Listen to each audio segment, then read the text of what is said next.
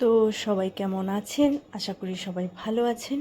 আর আমিও ভালো আছি, আমরাও ভালো আছি। আর আজকে কি রান্না করেছিলাম ভাবলাম অল্প করে একটু আপনাদের সাথে শেয়ার করি। সেটা করেছিলাম ডালিয়া, মুগ ডাল, মুসুরি ডাল দিয়ে ডালিয়াটা একটু ভিজিয়ে রেখেছিলাম। তারপরে ধুয়ে প্রেসারে 2-3টে সিটি দিয়ে নিয়েছি। আর এতে আমি আর কিছুই দিইনি, কারণ এটা আমি আলাদা করে ফোড়ন দেব। আর ফোড়নে দেব হচ্ছে তেল, আর ওই যে একটু জিরে ফোড়ন আর পেঁয়াজ ভাজা, আর এর মধ্যে একটু হলুদ গুঁড়ো, লঙ্কা গুঁড়ো আর কাঁচা লঙ্কা দিয়ে ভালো করে ভেজে এটা মিলিয়ে নিয়েছি। এটা এভাবেই করতে হবে, আর এটা বেশি আর জ্বালানোর কিছু নেই। এভাবেই এটা ডান হয়ে গেছে, একটু মিলিয়ে বাস নামিয়ে নিতে হবে। কেউ চাইলে একটু মিষ্টি দিতে পারে, বাদাম কিশমিশ দিতে পারে, এটা অনেকভাবে করা যায় ডালিয়া। আমি এইভাবে করেছি, আমার ঘরে ও খেত না, কিন্তু এভাবে করলে ও খায়। আর প্রচণ্ড গরম ছিল, তো একটু লেবু জলও খেয়ে নিলাম এই ফাঁকে।